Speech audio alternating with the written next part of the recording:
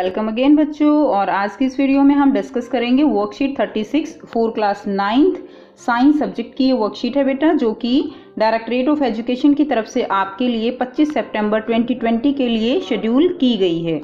और इस वर्कशीट में बेटा हम गति के बारे में, जैसे कि आपको पता है चैप्टर हमारा 8 ऑलरेडी कंटिन्यू है और लास्ट जो वर्कशीट थी उसमें हमने गति का दूसरा समीकरण पढ़ा था s = ut + ½ at² के बारे में, जिसमें हमने जाना था कि किस प्रकार हम दूरी निकाल सकते हैं।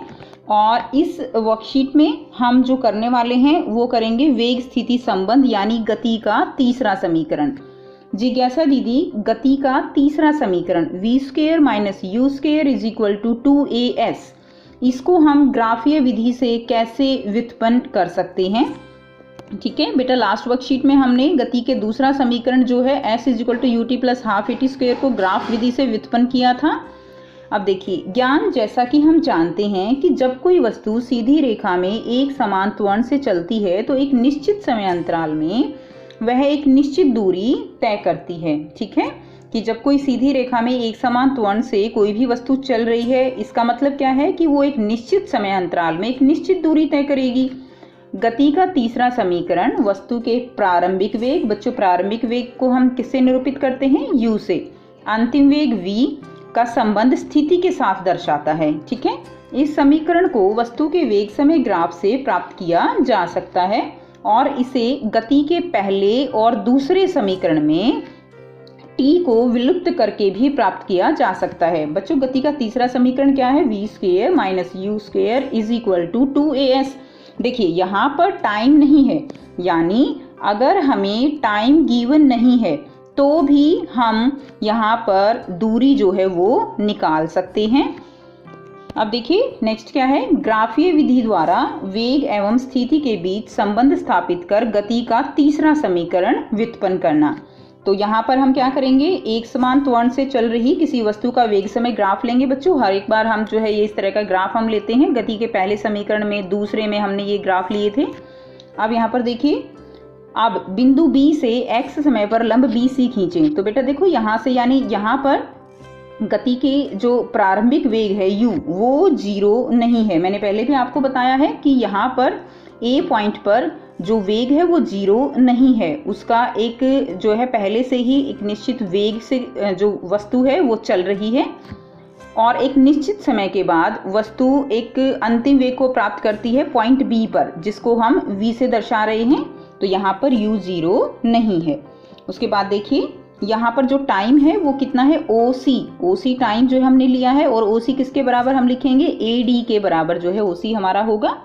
अब देखिए, दिए गए ग्राफ एक ऐसी वस्तु के वेग में समय के साथ परिवर्तन को दर्शाता है जो एक समान त्वरण से चल रही है। ठीक है ना, एक समान त्वरण है।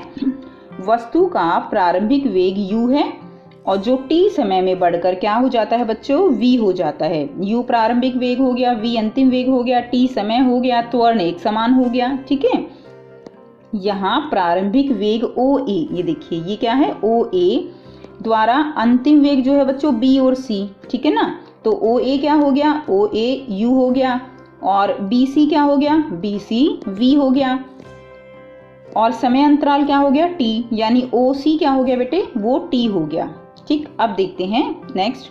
हम जानते हैं कि वस्तु के द्वारा तय की गई दूरी वेग समय ग्राफ में निश्चित समय में AB के नीचे घिरे क्षेत्र, AB इसके नीचे जितना क्षेत्र घिरा है, ये देखिए सारा क्षेत्र इसके नीचे घिर गया, इसके क्षेत्रफल के बराबर है। यानी अगर हमने इसका क्षेत्रफल निकाल लिया इस घिरे क्षेत्र का, तो हमारे पास क्या निकल आएगी? हमारे पास दूरी जो है वो निकल आएगी। तो अब हम इसका क्षेत्रफल निकालेंगे। इस प्रकार यहाँ वस्तु द्वारा तय की गई दूरी वो किसके बराबर होगी बच्चों? OABC के क्षेत्रफल, OABC के क्षेत्रफल उसके बराबर होगी। अब देखिए, यहाँ पर हम सीधा फॉर्मूला लगा देंगे। S बराबर है OA, ठीक है, OA + BC × OC। ठीक है, और इसको डिवाइड कर देंगे 2 से। अब यहाँ पर जो भी वैल्यूज़ हैं वो पुट कर देंगे। हमने अभी देखा था OA क्या है बच्चों? OA ये हमारा U है। BC क्या था हमारे पास? देखिए हमने अभी यहाँ से किया है BC BC हमारे पास ये है, तो ये किसके बराबर हमने लिखा, V के बराबर, तो V, और OC हमने किसके बराबर लिखा, T के बराबर, ठीक है ना, ये है ना OC, ये T है समय। तो ये सारी वैल्यू पुट करके जो भी है इनका मान रख के और हमने इसको जो है रख दिया। अब इसको सॉल्व करेंगे। अब देखिए यहाँ से क्या है कि गति का पहला समीकरण क्या कहता है, गति का पहला समीकरण कहता है v is equal to u plus a t. यहाँ से t की वैल्यू निकालेंगे तो v minus u divided by a. तो ये बच्चों t की जो है मान यहाँ से निकाल लेंगे। उसके बाद क्या करेंगे, हम यहाँ पर t का मान हमने रख दिया, ये है ना t, इसका मान हमने ये वाला रख दिया। उसके बाद हमारे पास ये समीकरण बन गया s is equal to u plus v minus u divided by 2a। तो अब यहाँ से ये क्या निकल जाएगा, ये है हमारा गति का तीसरा समीकरण, v square minus u square is equal to 2as। क्योंकि हमें t तो रखना ही नहीं था, हमें तो t विलुप्त करना है, उसकी जगह हमने मान बदल के रख दिया। तो इस तरह से बच्चों ये गति का तीसरा समीकरण यहाँ से आप निकाल सकते हो। अब देखिए यहाँ पे एक उदाहरण दिया गया है। उदाहरण में क्या है, एक 12 मीटर पर सेकंड के वेग से चलती हुई कार पर ब्रेक लगाए जाने पर वह 6 मीटर पर सेकंड स्क्वायर की त्वरण कार की गति के विपरीत दिशा में त्वरण होता है, ठीक है, से रुक जाती है। यानी बच्चों यहाँ पर त्वरण कैसा है, यहाँ पर त्वरण जो है वो नेगेटिव में आएगा, विपरीत दिशा में त्वरण है, ब्रेक लगा दिए। और यहाँ पर u जो है वो क्या है, u जो है वो 0 नहीं है। क्यों नहीं है, क्योंकि 12 मीटर पर सेकंड के वेग से चलती हुई कार है, ठीक। तो u कितना हो गया हमारे पास यहाँ 12 मीटर पर सेकंड, v कितना है यहाँ पे, ब्रेक लगाने के बाद गाड़ी रुक गई तो v कितना हो गया 0, a कितना है यहाँ पे, a है 6 मीटर पर सेकंड स्क्वायर, ठीक है, क्योंकि त्वरण जो है वो है। उसके बाद समय जो है कितना है, समय है 2 सेकंड का। निकालनी क्या है, दूरी निकालनी है। तो इसमें सीधी जो है हम क्या करेंगे, गति का तीसरा समीकरण यहाँ पर हम अप्लाई कर देंगे, v square minus u square is equal to 2as। Time हमें यहाँ पे चाहिए ही नहीं, ऐसा ज़रूरी नहीं है बच्चों कि आपको जो भी चीज़ें दी हुई हों सभी यूज़ करना ज़रूरी है। जो आपको निकालना है, जिसके लिए उस फॉर्मूले में आप लगातार लिखते चले जाइए, तो उसमें आप देखिए कि आपको गिवन क्या है और कौन सा फॉर्मूला आपको लगाना है। अब देखिए यहाँ पर अगर आप चाहते तो यहाँ से ऐसे भी निकाल सकते थे, s is equal to u t plus half a t square, इससे भी वही जो है आंसर आएगा जो इस इक्वेशन से आएगा s का, ठीक। यहाँ पे t गिवन है, लेकिन 1% अगर यहाँ पे t गिवन नहीं होता तो आप देखते हैं कि ये फॉर्मूला तो नहीं अप्लाई कर सकते, क्योंकि t तो आपको गिवन ही नहीं है। इसलिए फिर आपको जो है यहाँ पर ऐसा फॉर्मूला चाहिए जिसमें t की ज़रूरत ना हो। वो क्या है हमारे पास, v square minus u square is equal to 2as। So यहाँ पर सारी वैल्यू पुट करने के बाद बच्चों जो आपका आंसर आएगा वो कितना आया, 12 मीटर जो है यहाँ से आपका आंसर आएगा। अब देखिए यहाँ पर 3 क्वेश्चन दिए गए हैं, इनको आपको करना है। प्रश्न 1 क्या है, गति का पहला और तीसरा समीकरण आपको लिखना है। तो बच्चों गति का पहला समीकरण क्या है, यहाँ से लिख लीजिए। वैसे भी आपको अब याद है, गति का पहला समीकरण है v is equal to u plus a t. गति का तीसरा समीकरण ये है, ठीक है, v square minus u square is equal to 2as। ये पहला, ये तीसरा। प्रश्न 2 क्या है, गति के तीसरे समीकरण को वेग समय ग्राफ से व्युत्पन्न कीजिए।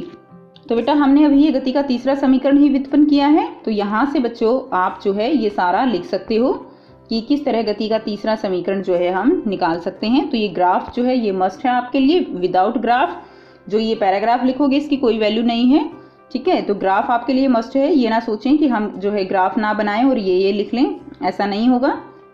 ओके, तो ग्राफ जरूर बनाना है आपने। अब देखिए क्वेश्चन नंबर 3 क्या है, न्यूमेरिकल है। एक कार विराम अवस्था से चलना प्रारंभ करती है। तो जो बेटा न्यूमेरिकल में जो दिया जाता है उसको साथ साथ लिखते चले जाइए कि क्या क्या आपको गिवन है। तो एक कार विराम अवस्था से चलना प्रारंभ करती है, तो u क्या है यहाँ पे, u 0 हो गया। चलिए, और 5 मिनट में टाइम दे दिया बच्चों 5 मिनट का, ठीक है, 10 मीटर पर सेकंड का वेग प्राप्त कर लेती है। v कितना हो गया, 10 मीटर प्रति सेकंड। यदि त्वरण एक समान है तो आपको क्या निकालना है, त्वरण निकालना है और कार द्वारा तय की गई दूरी, यानी बच्चों a निकालना है और यहाँ पर आपको s निकालना है। 2 चीज़ें निकालनी हैं। तो आइए बच्चों इसको सॉल्व करके मैं आपको बता देती हूँ कि ये कैसे होगा। सो देखो बच्चों u क्या है 0, v 10 मीटर पर सेकंड, टाइम बच्चों यहाँ पे 5 मिनट दिया गया है। मिनट के आप सेकंड इसमें चेंज करोगे तो 60 से मल्टीप्लाई कर दोगे तो 300 सेकंड आ जाएगा। निकालना क्या है बच्चे, a निकालना है और s जो है वो निकालना है। अब देखिए गति का पहला समीकरण हम लगाएंगे v is equal to u plus a t. हमें क्यों हमें यहाँ पे गति का हमने पहला समीकरण लगाया है, क्योंकि हमें त्वरण निकालना है। ठीक है, तो यहाँ से देखिए उसके बाद हमने गति का पहला समीकरण लगाया तो सारी वैल्यू पुट कर दी। a is equal to v minus u by t. v कितना है 10, u0 टाइम है 300 सेकेंड। यहाँ से बच्चे सॉल्व करोगे तो आंसर कितना आया 1/30 मीटर पर सेकेंड स्क्वेयर। ओके, 1/30 मीटर प्रति सेकेंड स्क्वेयर। यहाँ से a निकल गया यानी त्वरण निकल गया। अब देखिए त्वरण निकालने के बाद आपको क्या निकालना है, अब आपको s निकालना है। तो s के लिए आप ये वाला फॉर्मूला अप्लाई करेंगे, गति का तीसरा समीकरण है ये, v square minus u square is equal to 2as। s कैसे होगा, v square minus u square divided by 2a। तो बच्चों सारी वैल्यू पुट कर देंगे, 100 माइनस 0 इंटू 2 इंटू 1/30 हमने निकाला a अभी। सो 100 इंटू 30 डिवाइडेड बाई 2 सॉल्व करेंगे तो आंसर कितना होगा 1500 मीटर। और ऐसा नहीं है बच्चों कि आप केवल गति के तीसरे समीकरण से ही निकाल सकते हो। यहाँ पर तो हमने इसलिए निकाला कि आपकी वर्कशीट में गति का तीसरा समीकरण चल रहा है, बट ऐसा कोई आपको न्यूमेरिकल में लिखा हुआ तो आएगा नहीं कि आप गति का तीसरा समीकरण लगा के निकालिए या दूसरा लगा के निकालना है। आप इसकी जगह जो है s is equal to u t plus half a t square, ये वाला फॉर्मूला भी अगर यहाँ पे लगाएंगे तो भी आपका आंसर यही आएगा 1500 मीटर। तो कोई भी फॉर्मूला लगा के बच्चों आप जो है यहाँ पर दूरी निकाल सकते हो। सो ये थी बच्चों आज की वर्कशीट। आई होप आपको वर्कशीट क्लियर है। फिर भी बेटा कोई प्रॉब्लम है तो आप कमेंट करके पूछ सकते हो। कमेंट करके बताइए वीडियो कैसी लगी, अच्छी लगी तो लाइक शेयर कीजिए, सब्सक्राइब कीजिए चैनल को, and also press the bell icon for further notifications. So thanks for watching.